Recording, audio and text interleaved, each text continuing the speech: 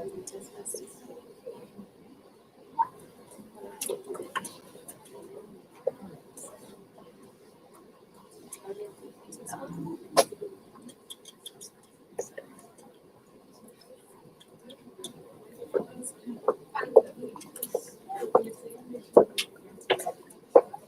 right.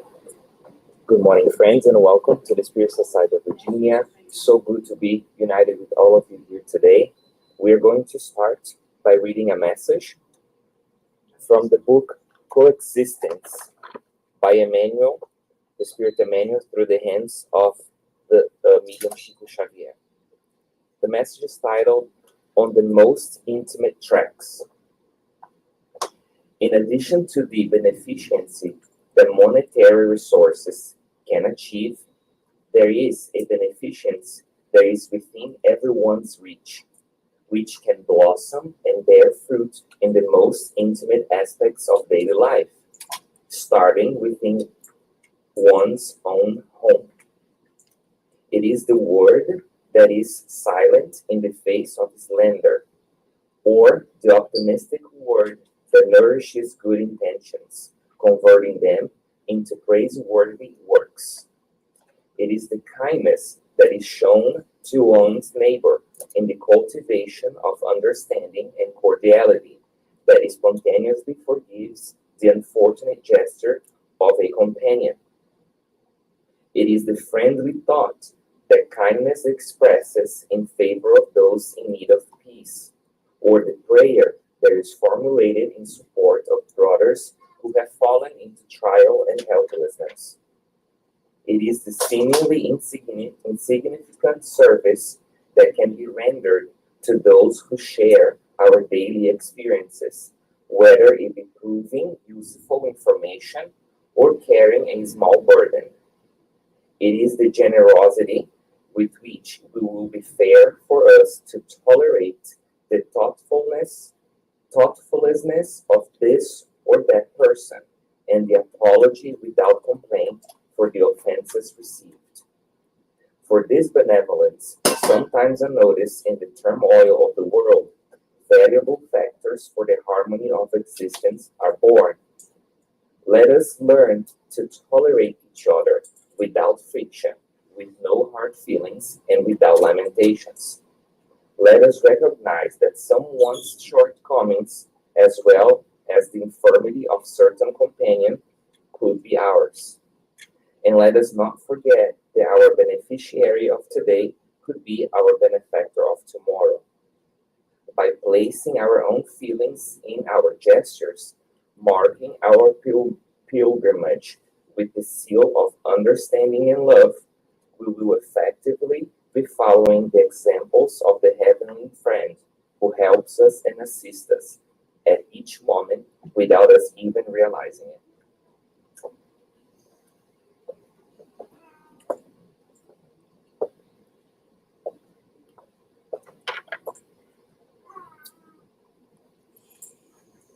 Let us pray together. It's so precious to pray together, to practice this togetherness.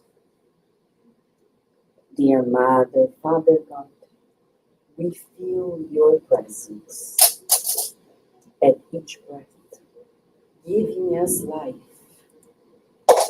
the life we cannot give to ourselves. We have no doubt that you exist. Our eyes cannot see you. Our hands cannot touch you.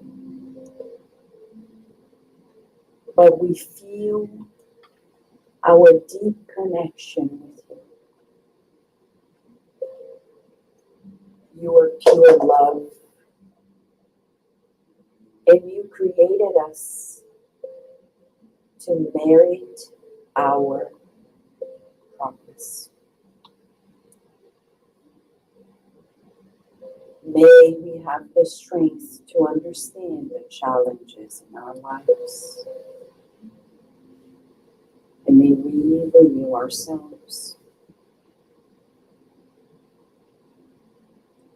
In the therapy of your love, in the presence of the spirit doctors, nurses, and therapists here present.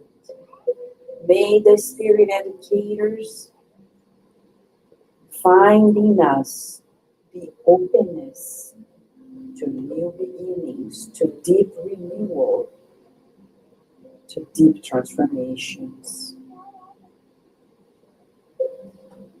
May everyone in our lives feel this invitation to calm and kindness. Feeling our togetherness with you. We thank you for allowing us to be here, to learn, to love, and to serve. And so be it. Okay. So, what's the most important thing in life besides God? Is our relationships. Yes, so today, here and there with our children, teens, we will meditate on how we can strengthen our relationships. Our relationships are the most important thing in our lives. I know we go to school. I love school. I'm a nerd, I love books. But between that and our family members, friends, that is more important. I'm not talking about partying, I'm talking about loving. So we're going to talk about beneficence here. A new view with beneficence in our minds and inside. Today we start a new series inside. It's all about friendship skills. We're back to school. We needed to learn friendship skills to really give greater quality to our lives at school, at home, being friends of our siblings. If there is one thing that we spiritists should strive, is to love our siblings. When people tell, oh, but my brothers, my sisters, I have 4 brothers. I know. But there's no reason to annoy them, to avenge them, anything. Because what we're doing to our siblings today, we'll do with our co-workers tomorrow. Our lives will be miserable. Friendship skills start at home. And it just continues at school, as easy as that. So today, Carol, Felipe, and I will go with you inside, and Miss Daisy will lead us into another moment of polishing our relationships with the adults. Okay, friends? We hope you enjoy, and we'll see you later for the class. Oh, today, exceptionally today, for the lessons inside, we need cell phones. So if you have a cell phone, bring it in. The older kids, not the youngest 4 to 8, just the older ones from 9 and up. Bring your phones. If you don't have your phone, you can bring your parents' phone if they want to allow it, because you need it for the activity. Okay? Thank you.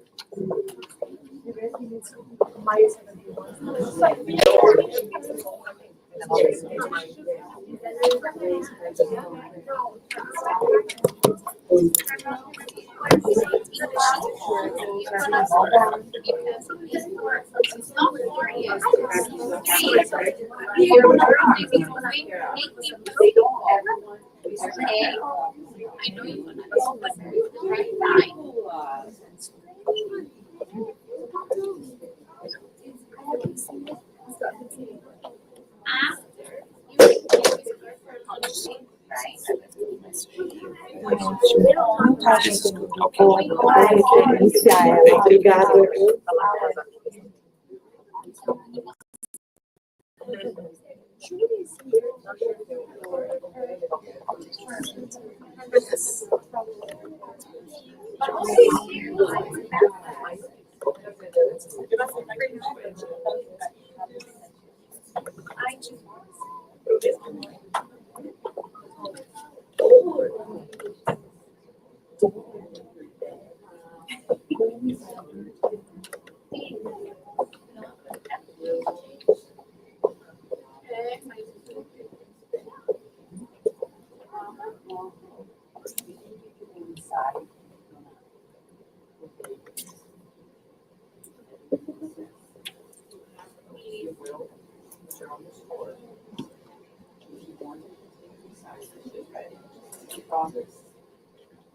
know what you mean big?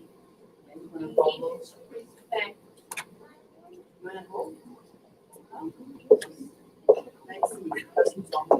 Yeah, let's see. Like 3 plus 4. There is rules. 3 plus, listen to me.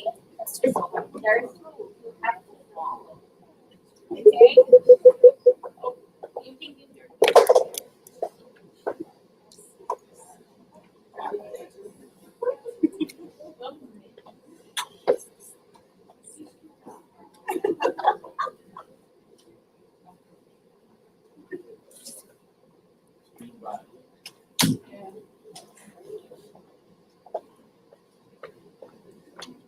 Friends, good morning. We know we wanna, if we wish, we wanna be inside because we wanna learn with them. As Vanessa mentioned, the lessons inside are so precious. What they are learning, if we rewind, go back to our childhood, preteen, teen years, if we have had a chance. Some of us did grow up in spiritist families, but majority of us didn't. And these lessons, literally one lesson can change their lives forever. But we're here, we're also learning about these deep relationships. And today, we're gonna bring this part, we're gonna go deeper in the gospel according to Spiritism. I pick up the book so we can see it. Because we look at these books and we're afraid, right? They're big, and we're like, oh, it's so deep. But these are guidelines for our lives. Jesus came to show us the pathway. If we don't read, if we don't study, here we are learning together. I'm also learning as we go through this, but if we don't go home and study, there's no way we're going to practice. So go there later, go to the chapter, read, reflect. It's beautiful because as in these items on chapter 13 that we'll see tonight, well, tomorrow, not tonight, but we will see spirits coming and telling different perspectives about beneficency. So what is beneficence? A big word, right? We don't use this word in our daily lives, but we've heard it before. We're very familiar with it. So let us go first to the definition. What is beneficency? In the dictionary, it says it's doing the good, is active goodness, kindness, charity. Okay, we know about those words, right? Charity, goodness, kindness to others. But then we might read this chapter and be like, oh, I know about it. Yeah, we have to be nice to one another. But today we are invited, the mentors are inviting us to go deeper. Let us take this veil of our eyes and let us be true to ourselves. Are we truly practicing charity and beneficence in our lives as Jesus came to teach us? We'll go deeper. We'll bring examples in our daily lives to help us think through this. But the first thing we need to do, because most people, when we talk about charity, they think about, oh yeah, I help the homeless. I help this organization, that organization. But what is the true meaning of charity? So, thanks to Kardec, we have the answer right here. Do this book. 1,019 questions. We are certain that all the questions that we have are answered in this book. And Kardec is so wonderful that he brings to us in a Q&A format that is so easy to digest. The answers, as we're going to see for this question, is very short. So sometimes we're there. We talk about electronics, right? A few weeks ago. We're bored. Maybe we're waiting in a doctor's office or we're waiting in line. Whatever we're doing, open up in our phones. We have our phones for so many things. Go. It's on Kindle. Go there. Read one question at random. Right there, that's how we truly start taking those things from our eyes so we can truly see life as it is. Not this life that society sells to us, but the truth, the real life. So, very short answer, but Kardec asked these high spirits, what is the true meaning of the word charity? Has Jesus understood it and brought to us? Is it giving food to the homeless? Is it helping? Well, part of it's helping. But there are three parts. First one, benevolence towards everyone. Right there, we could stop here and reflect on this a lot. Let us ask ourselves, are we truly benevolent and kind towards everyone? So it's not only my family, my partner, my children, my co-workers, but how about the person that comes in our lives and know exactly the buttons to push inside of ourselves? Are we kind to them? Do we open the news and we are outrageous nowadays with the news, right? Acts of violence. We're not saying that's not going to be laws in place, but we're going to look at those people with benevolence, saying, people don't know what they are doing. Because if they only knew what would come later, they would rethink 1,000 times. As the message said that Felipe read for us, let us recognize that the shortcomings of others and their infirmities, in this case, not their external infirmities, but their soul, it could be ours. So it could be us. So are we kinder to those that have a certain socioeconomic status? Or I am nice with that co-worker because they know the boss. They're going to put a good word for me. But the other co-worker that is just there, my subordinate, I push them aside. Yeah, I'm okay. Oh, but the other one, if they call me, I answer right away. I answer their email right away. Others, they can wait. That's not what Jesus came. Jesus said, benevolence towards everyone. And we saw that, right? People would come. The rich, the poor, the sick, the healthy, and Jesus would talk with everyone. So today is an opportunity for us to go deeper. And if we do those things, why are we doing? Why we think that we need to be kind, charitable with some, but not others? Oh, Daisy, you don't know who they are. They don't deserve it. Well, let us remember, God sees everything, knows everything. God gave us everything the same sun. He doesn't say, I'm going to assign the sun brighter on this person and not on this person. I'm going to give oxygen to this person, but not on this person. So who are we? Do we think we're so above others? That is the true question for us.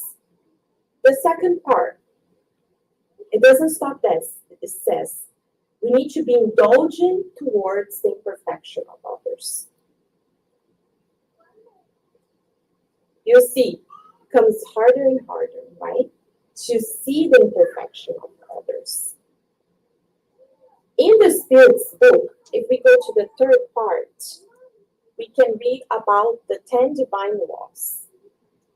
The last one of them, the law of justice, love, and charity, where this question is, there Kardec brings to us the definition of justice. And that is so striking, because it says justice is when we respect the rights of others. So others have free will. They can choose. Who are we? Of course, if their actions is creating a problem to others, right? We're going to interfere in. But in their lives, they can choose. So it's to look at the imperfection of others as we have our imperfections. Why do we want people to be so understanding of us and our imperfections if we want others to be perfect? So is that truly understanding that we are learning, we are in this journey, people are in their journey.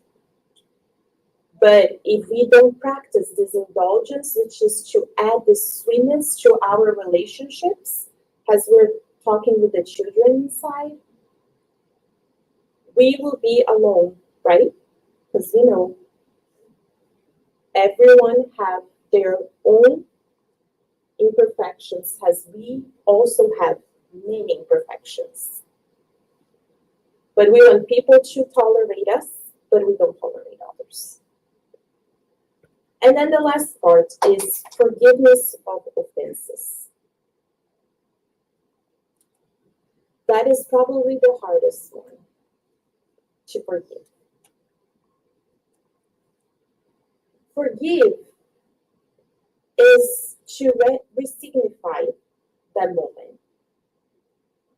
Could people say, but Days, this forgiveness, are we going to forget what happened? Well, it's to look at the situation as the Spiritist teachings brings to us through a different lenses.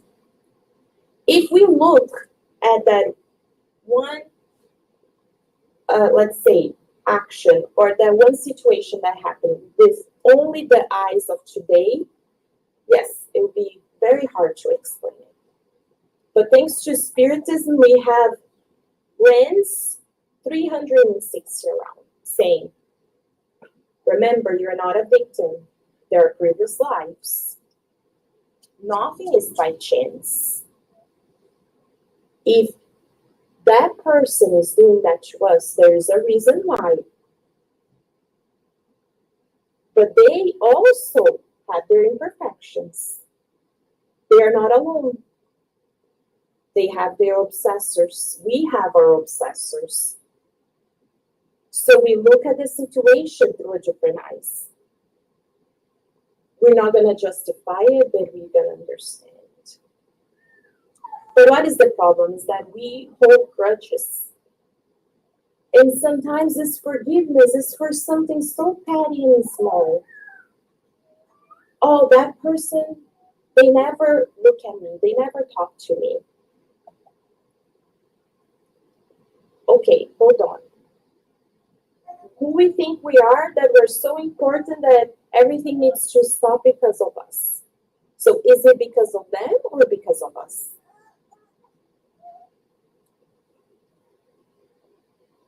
So if we combine benevolence with indulgence and forgiveness, that's the trio that we need. Great, we don't see anything here that says we need to have $1 million, right? We need to donate houses and we need to build hospitals and we need to save the world. Wonderful. We can all practice, but beneficence starts and has in the message that Felipe read for us inside. It's nothing externally. It starts with our thoughts and feelings. So we're gonna bring 3 different types of charity so that we can start applying to our lives. Starting first in our family. We're not gonna be able to practice charity with strangers if we don't practice within our closest circles. So let us give an example. We wake up, we go to work, we have a very stressful day, meetings, everything's going wrong at work, things are chaotic. At the end of the day, we're tired, burn out, but then we get home. And we get home and we think, oh, this is the place I can relax. This is me time. But we get home and we have a spouse, a partner, we have children, we have pets, and they need our attention. But what do? Do we say, we push them aside and say, yeah, go to your room, go do your homework. And then we snap with the partner. And then we want to sit down in the couch, relax, and not be disturbed. But the family's there. So do we see how we have things reversed? Because what is the priority? Spiritism comes and says, the family is the first school. The first school for ourselves. So more important than our works, the more important than the social events, more important than anything else. But we cannot get home and look at the person's eyes and talk to them and ask how they went and truly listen to them. To sit down with the children and go through their homework. Oh, but they already know what they're doing. But do we know what they're learning at school?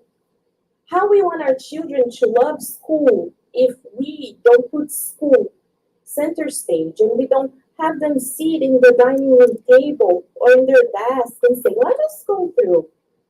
Are you having a hard time? Why is everything completed but this problem is empty? Oh, the teacher said we don't need to do it. We do as much as we can. Okay, let us talk about it. Why? Is there a problem here?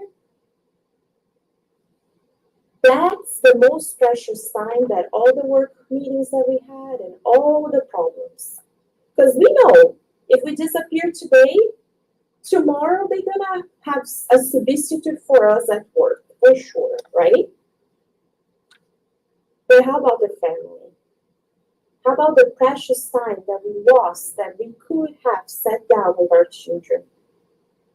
But we get home and we want to be served. Dinner's ready, the house is clean. Do we know how did that all happen? It didn't magically happen throughout the day. There's someone there that's cleaning, that is cooking. Or if we get there and the spouse is already cooking, we join in, we help. Oh, but I already did my share at work. Okay, so let us rethink again, because we're spiritists, right? How are we gonna help the homeless if we're not helping inside our own families?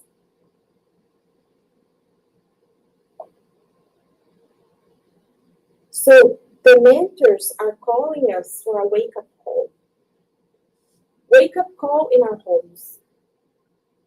Let us shift. If we need to, let us rearrange the whole family dynamic. Let us sit down. People don't sit down anymore to have a meal. One goes to the room, others watching TV, right? And then that family moments, so important. Maybe on Thanksgiving, maybe at Christmas. But why not? Why not put down the table and sit, no electronics, and ask about the day? Oh, but we don't have time. Okay, let us make time because this is the most important time. We have time for everything else, right? If whoever is the celebrity we love the most, would call us and say, Daisy, I'm coming to your house. Oh, we would make time, right? We would put out the table, we'll clean everything. But why do we do that for others and we do them for those close to us? Prepare them a nice meal. But what happens? We are waiting for that. We want to do something, but wait for the return. So we want to be seen, we want to be appreciated. It's human. But then we're doing things expecting something in return. So then it's already not charity. Because as we will see at the end, if we do something waiting for something in return, it's not valid. So Emmanuel says in this book that is titled Families, he says, the consanguineous family is the cultivation of the soul's light, within which only those who put patience, and we know we need a lot of patience, and renunciation, and goodwill will triumph.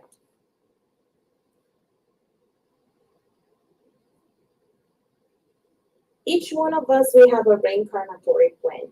And there it says, this will be our parents. Most often than not, we already know who we will encounter, who will be our children. And right there it says, let us work on that family.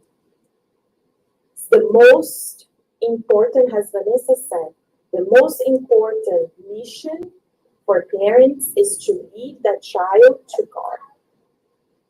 We can do everything else in our reincarnatory plan. We can be successful at work.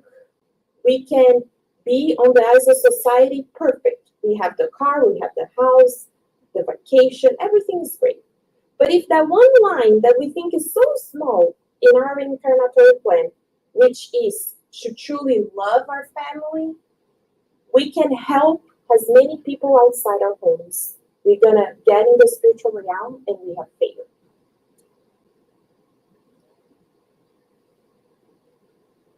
So let us switch our paradigm.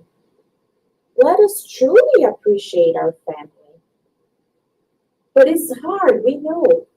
In the book Laws of Love by Emmanuel explains to us who is the tyrant parent,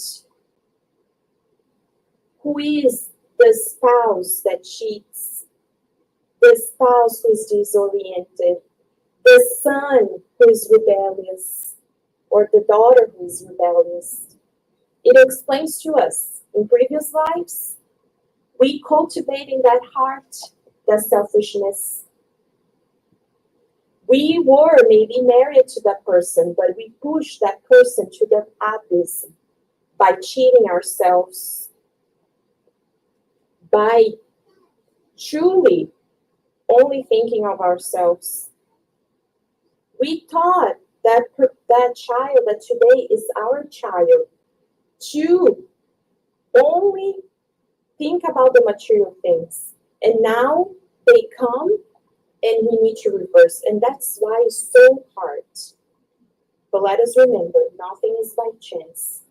If God entrusted that family to us, it's because he said, you have the resources to succeed.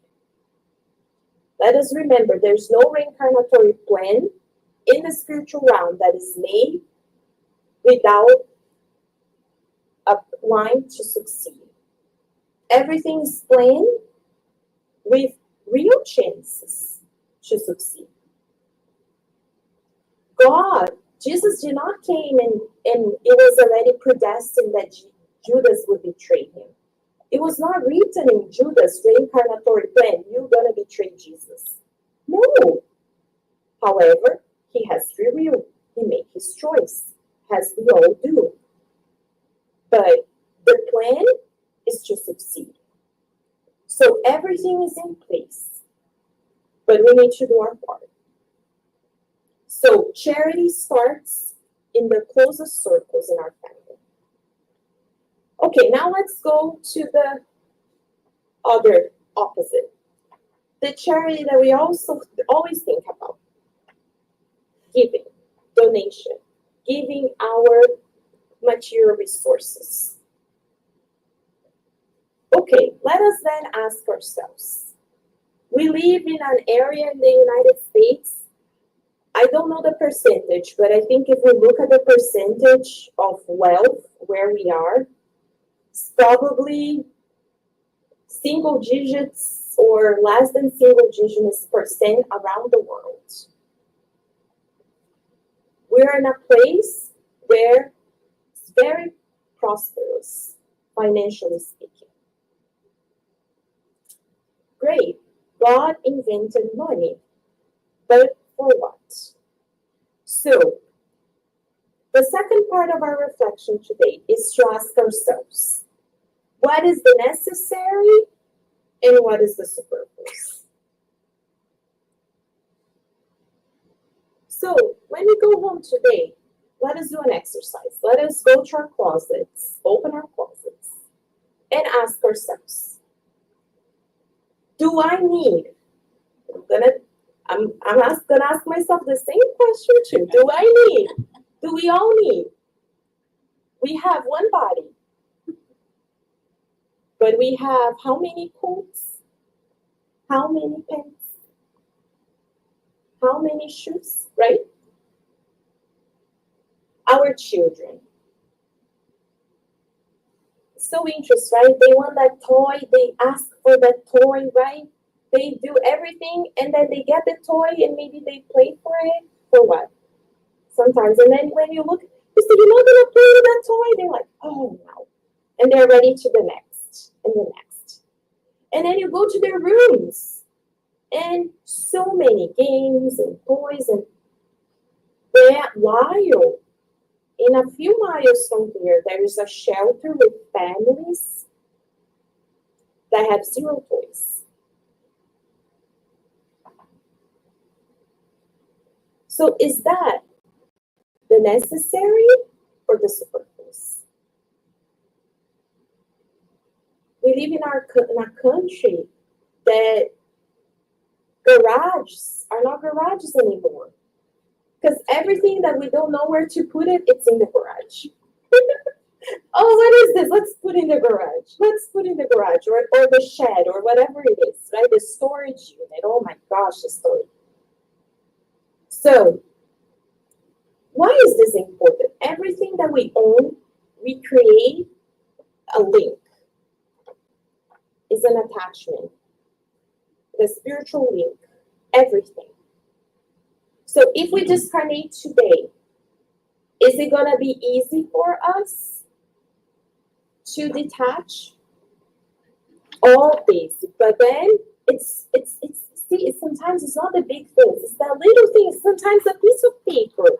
People are, no, but this piece of paper, I'm going to hold for it. I'm going to pass to my children. Friends, are we going to need this piece of paper in the spiritual life? No, definitely not, right? But we're so attached. And then we open the closet and we see that clothes and we're like, oh no, but I'm going to save it because I want to feed on those pens. Why are you saving it? If there are people that could use the pair of pens today. Oh, but no, I'm going to feed on that. Well, donate it. When when you lose weight, we couldn't buy new pairs. Why do you want to keep the old ones that didn't serve a purpose? That pants didn't help us. If not, we would be wearing them. So let us pass it on. So this detachment, let us not wait for spring cleaning, summer cleaning. Let us open our garage, our storage units. A rule of thumb, if we haven't used something for a whole year, probably we're not going to use it. Oh, but I will save it for our children. Do we truly think that our children, when they grow up, they're going to use it? Come on. Imagine in 5, 10 years from now, the wonderful things, they're not going to want that. So it's an exercise, friends. Because we live in an area that is very superfluous. Very superfluous.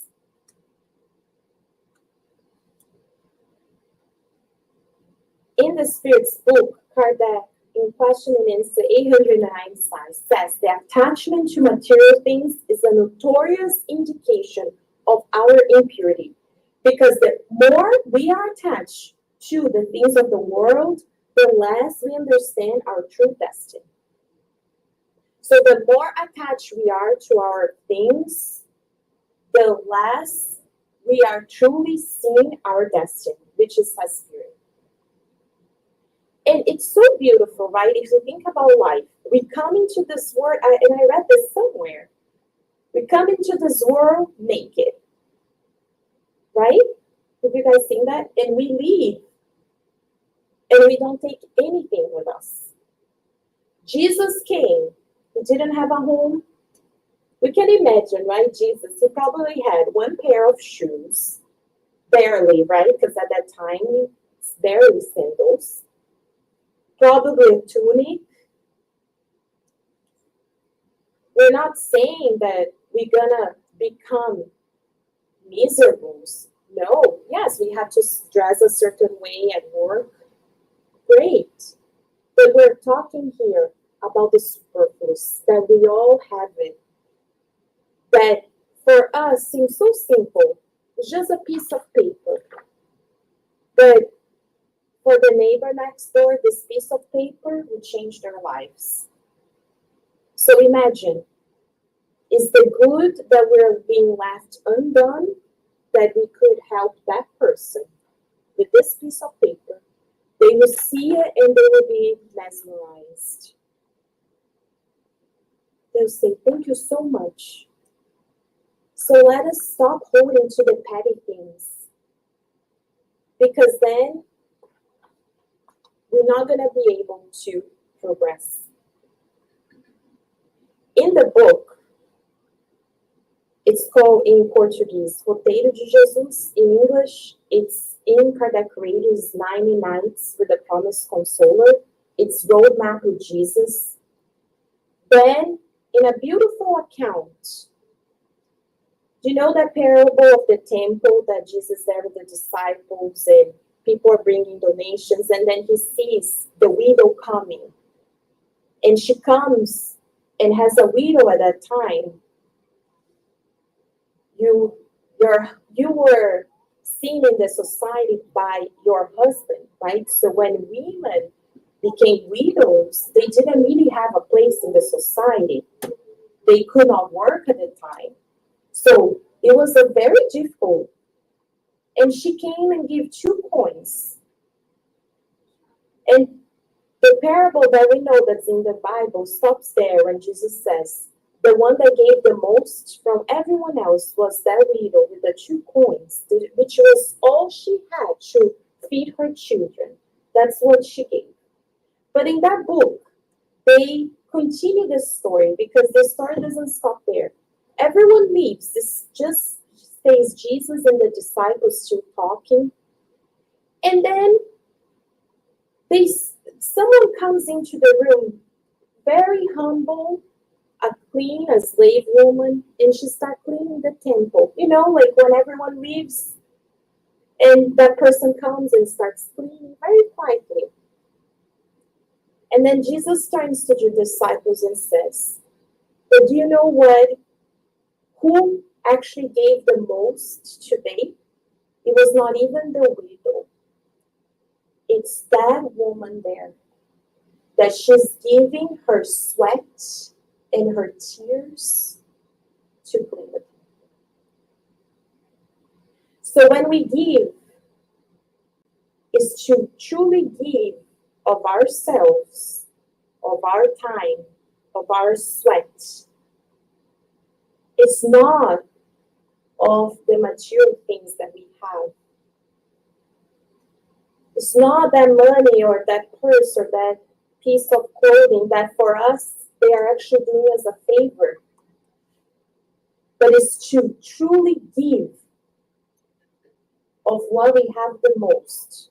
That is one day the true charity on earth, as we will understand it. And the last example for us today is this charity through faith and courage. Why faith and courage? Well, we're going to encounter difficult companions in the family, at work, in our friendships, in our circles. We'll find those people that is very hard for us to cultivate those relationships. This is inevitable. All of us, we all have those persons in our lives. But the true charity is to have faith, knowing that God is taking care of everything, understanding that there is not by chance that we encounter that person. But we have the courage to, instead of pushing that relationship away, saying, okay, I am gonna work in this difficult companions. I'm gonna understand it. That is the true charity. It's through our relationship, friends. We can give as much as we want. We can be kind, but Jesus said, let us love our enemies, which is the hardest part. But it's what we were called, and that's why we are here. So in this beautiful book, United Hands, that Vanessa is reading in the morning prayers, a chapter this week said, we need the courage of faith, which will only be realized in us and by us when we have the necessary courage to understand all men, even our most feared persecutors, as our true brothers and children of God. If we don't learn how to have this love and understanding, but we need courage, we need faith.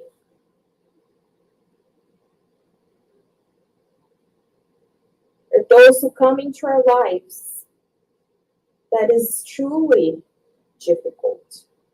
Doesn't mean that we're gonna be BFFs,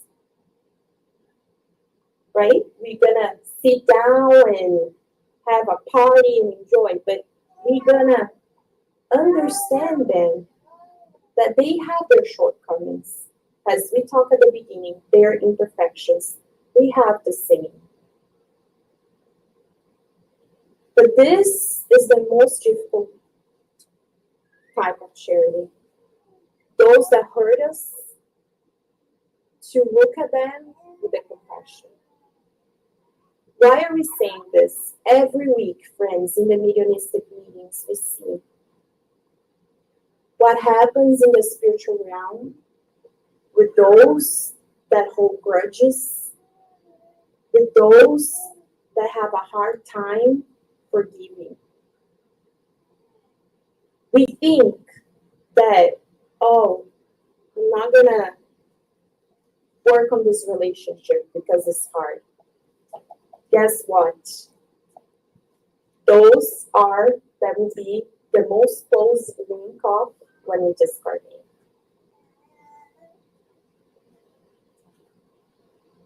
Now it's easier because we have a physical body. We might not be physically present in the same room. But when that person discarnates, or when we discarnate, then there's no physical boundaries anymore. And we see every week the disasters that happen in our lives, because of those difficult relationships of the past that now is influence our relationships here. And how we gonna truly free ourselves from those obsessed or quote unquote obsessors? Because one life we are obsessed, the other right? We think we're the victim, the other we are the persecutor.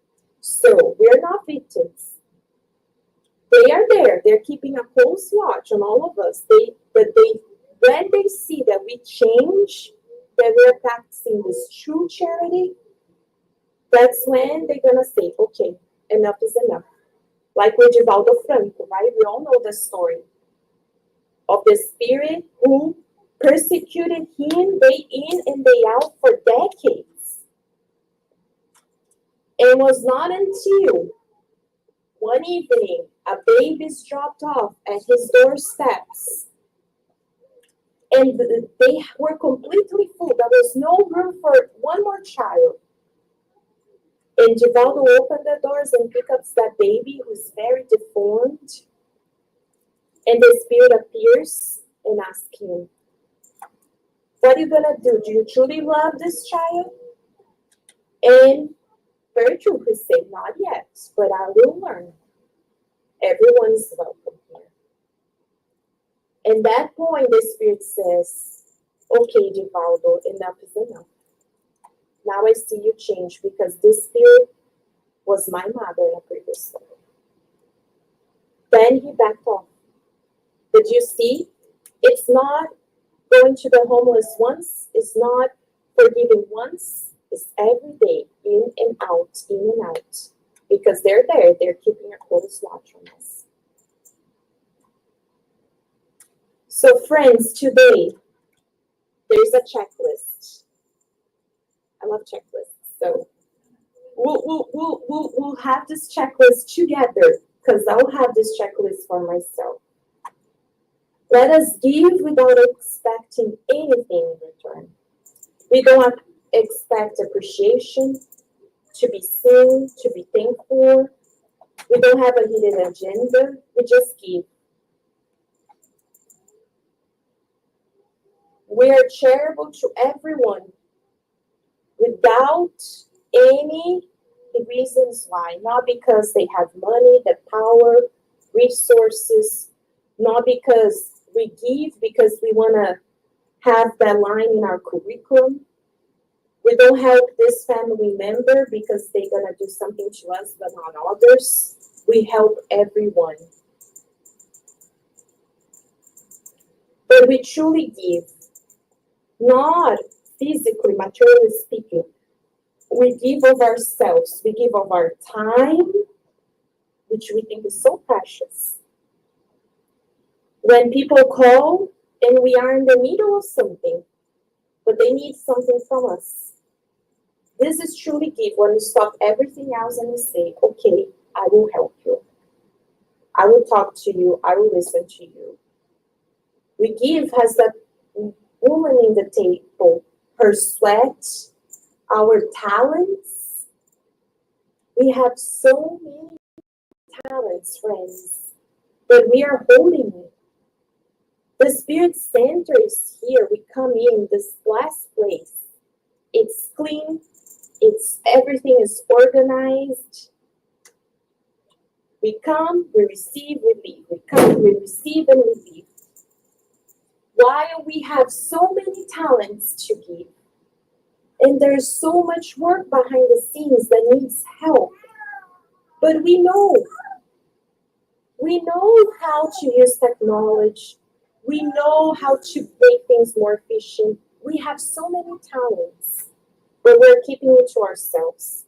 At work, we feel what is in the job description. Oh, but if that That line, oh, that is not in my job description. I'm not gonna do it.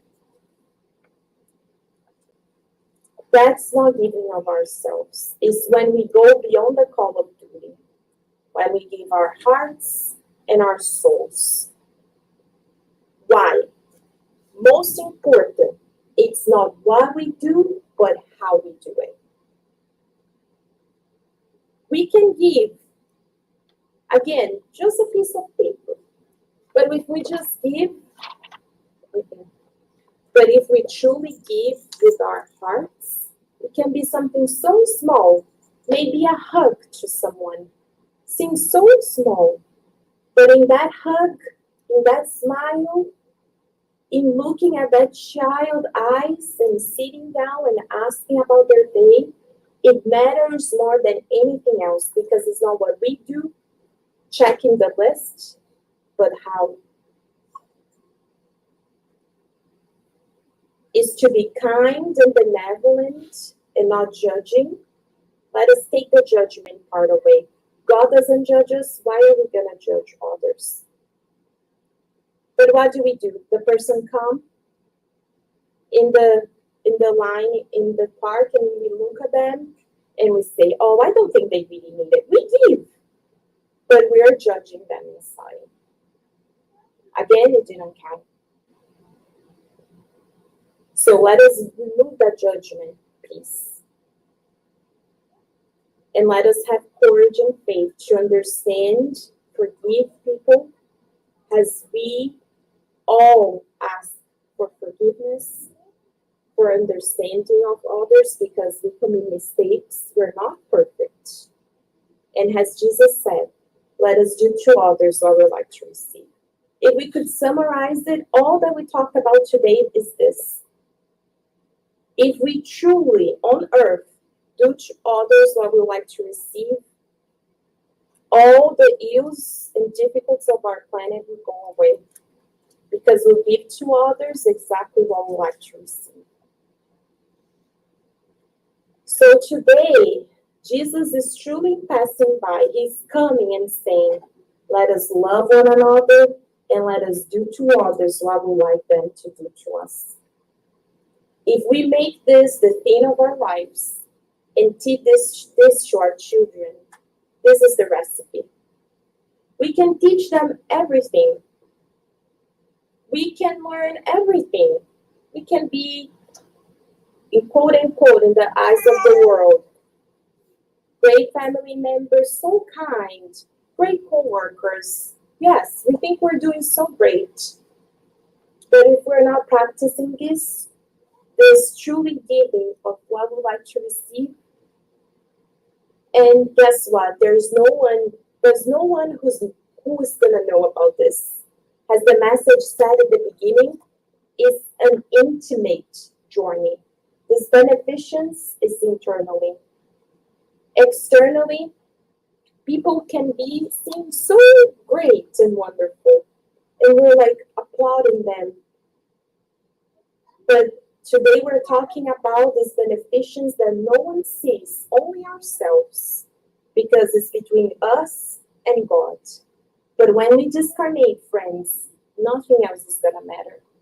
It's not gonna matter the car that we have, the job that we have, the title, the amount in the bank account, the clothes, anything. But it's truly gonna matter, as Vanessa said in the beginning, is the relationships that we cultivated, the friends that we met, the difficult companions that we truly worked on. That's all that's gonna matter. Everything else truly passes. But the love for one another is what stays and what we take with us to the spiritual realm. So let us reflect on this as we prepare for our classes.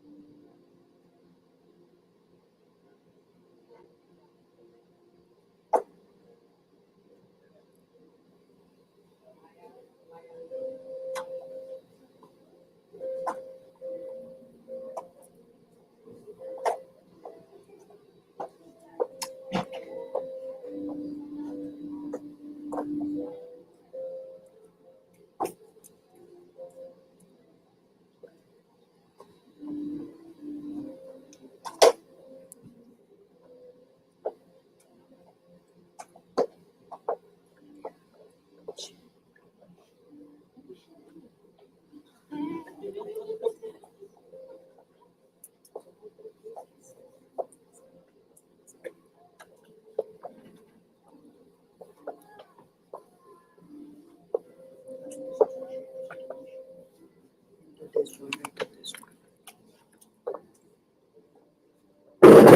Sorry.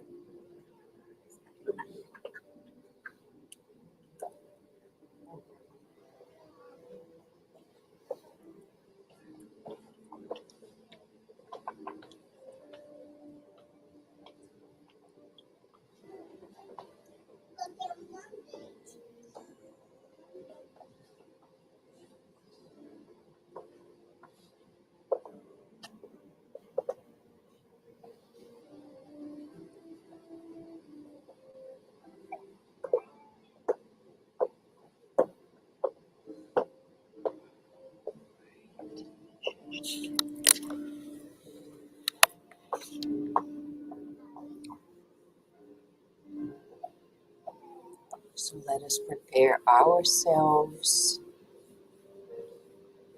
everyone, incarnates and discarnates, be invited to the presence of the messengers of Master Jesus, the doctor of all of our souls. Let us visualize His loving smile, His loving embrace, enveloping us in strength and renewal.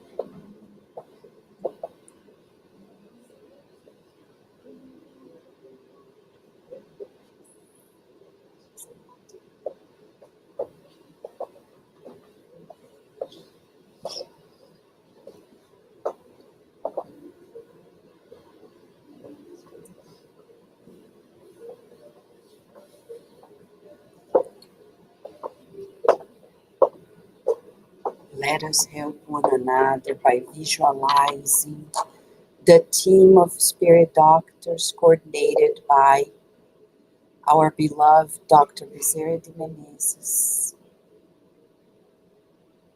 helping each one of us achieve new strengths and profound renewal. Let us feel their healing hands helping us.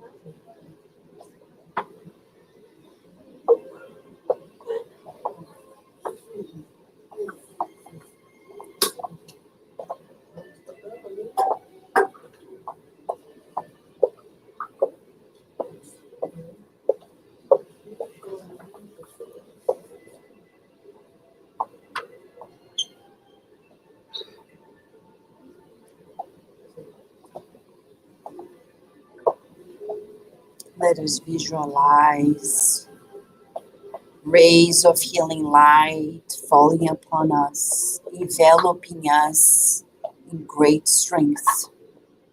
As we breathe in and out the healing molecules that are given to us, we feel the revitalization of our minds and bodies in greater harmony with God.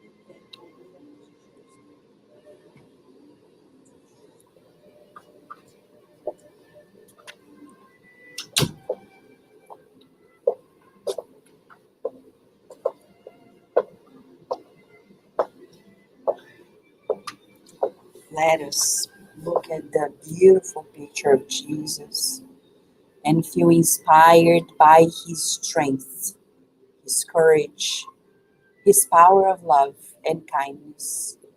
Let us feel that the rays of his heart are entering ours, strengthening us, protecting us.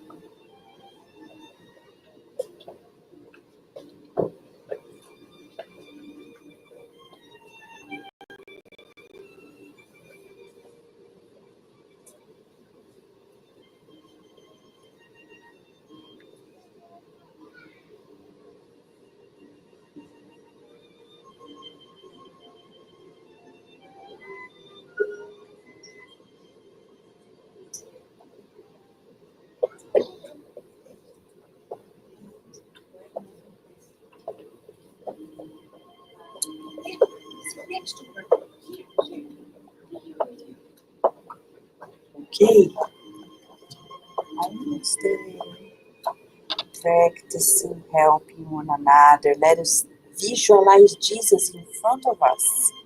He is our best friend, and he is sharing his power of love with us.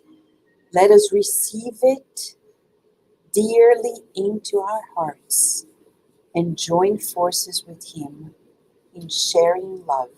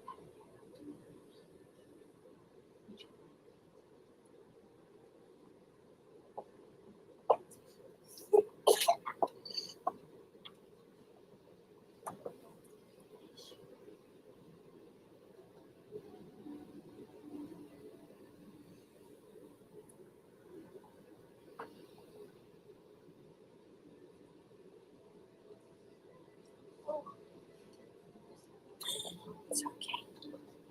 It's okay. It's gonna dry out. Don't worry.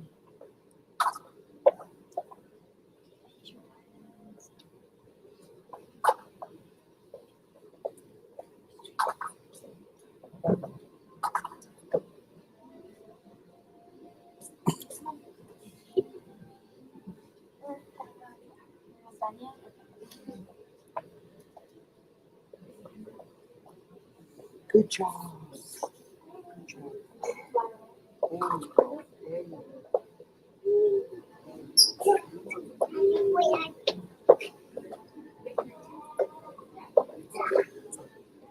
Thought we were all done.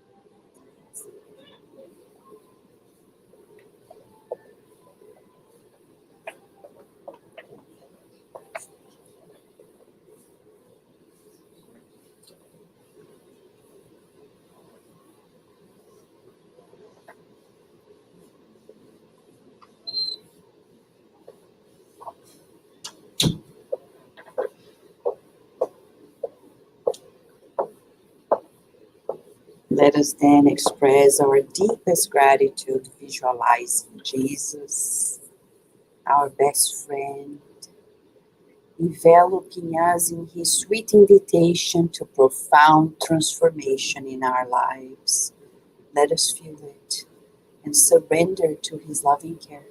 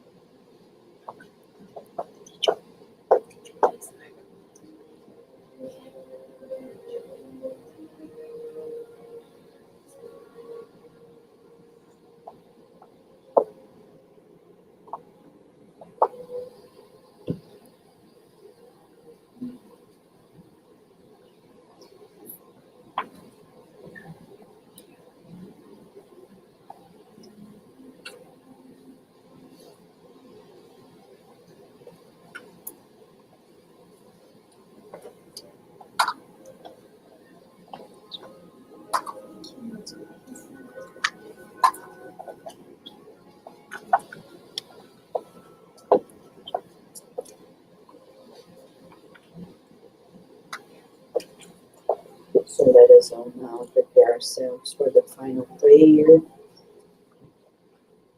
expressing our gratitude for this wonderful therapeutic educational session.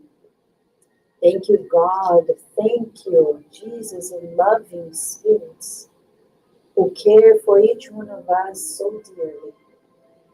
We pray that those who are not able loving care. May everyone on earth feel the invitation to greater love and kindness. We raise our thoughts in praise for your wonderful universe, our home with infinite possibilities of growth. May we never give up on life, knowing that the hardships we experience today are temporary, that only love lasts forever. Thank you, God, and so be it. Wonderful friends. There. So, Miss Daisy has announced.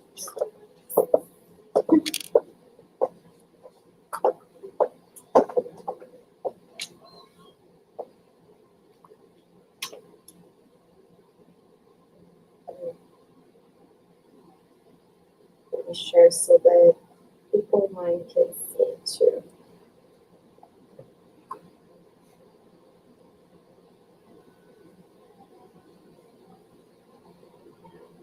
Great. So some quick announcements. Uh, Next week, we are wrapping up the drive as we talked today about reaching out and helping others. We are wrapping up next week the school drive. So we're welcome any art supply, writing supplies, binder folders, anything, ideally new or in very good condition. Although we're in Northern Virginia, we'll be surprised at the schools that we have in our area and the kids that are in need. So this is very helpful. We already did some donations last week to a Title I school in Herndon, and we're gonna gather all the donations and donate it probably to another school in the area that is also in need. So bring your items by next Sunday. On Saturday, October 5th, from 9 a.m. to 12 noon, we're going to do our flash course on the Gospel According to Spiritism. It's based on this book, The Gospel 101. If you would like to come, we need you to register and sign up. In the back, you see there's a beautiful board now in the back before you leave. You can add your name right under the flyer, The Gospel 101. If you're watching us online, would like to participate, let us know. In that day, exceptionally, the homeroom service in DC will be at 3 p.m. so that everyone can be here in the morning, and those that would like to volunteer can volunteer in the afternoon. As always, we're always looking for volunteers to help us. We are downtown in Washington every Saturday. There's also a sign-up free sheet at the end before you go. You sign up to whatever you want to bring, and you look forward to be there. If you have never been in DC and you want to come talk to me, then I can give you the instructions, and there's a form that you need to sign. And last but not least, if you have any questions, you don't want to say it here in the public, or if you want to talk to one of us, come let us know. We're here. We're in no rush to go home. You can do the fraternal counseling, and you have an opportunity. We want you to feel embraced. So if you have anything that's troubling you, don't go home. Talk to us before you leave. Okay? Hope you have a beautiful week, and we'll see you next Sunday.